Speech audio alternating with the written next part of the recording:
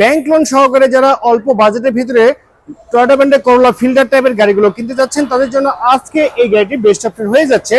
Already কিন্তু এই গাড়িতে ব্যাংক লোন করা আছে, প্রতি মাসে 31,000 টাকা করে কিস্তি পরিশোধ করতে হবে।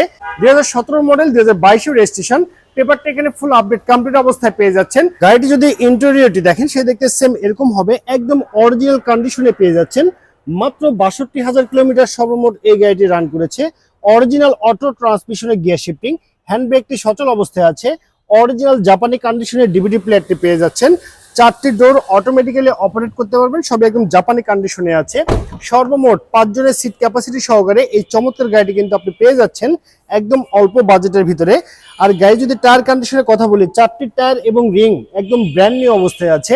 গাড়ি যদি আপনি পিছনের অংশটুকু দেখেন, দেখতে পাচ্ছেন অরিজিনাল ব্যাকলাইট এবং একদম ফ্রেশ কন্ডিশন অবস্থায় কিন্তু আপনি পেয়ে যাচ্ছেন এই চমৎকার ফিল্টার মডেল গাড়িটি।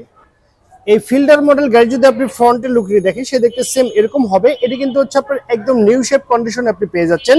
অরিজিনাল প্রজেকশন হেডলাইট সহকারে এই লাইটটি আছে।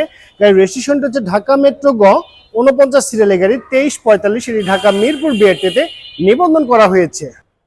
অরিজিনাল 1500 সিসির ইঞ্জিন সহকারে এই গাড়িটি পেয়ে যাচ্ছেন। আর এটি কিন্তু আপনার হাইব্রিড টাইপের গাড়ি হয়, ব্যাটারি, ব্রেক বুস্টার সবকিছু একদম পারফেক্ট কম্বিনেশনে পেয়ে যাচ্ছেন।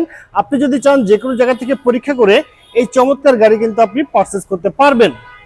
ওভারঅল কন্ডিশনের উপরে এই চমৎকার গাড়িটির দাম রাখা হয়েছে 18,50,000 টাকা। আমি আবারও বলছি 18,50,000 টাকা। আপনি যদি চান 14 লক্ষ টাকা ডাউন পেমেন্ট দিয়ে বাকি টাকা কিন্তু আপনি ব্যাংকের মাধ্যমে প্রতি মাসে 31,000 টাকা করে কিস্তি দিয়ে এই গাড়িটি কিন্তু আপনি পারচেজ করতে পারবেন।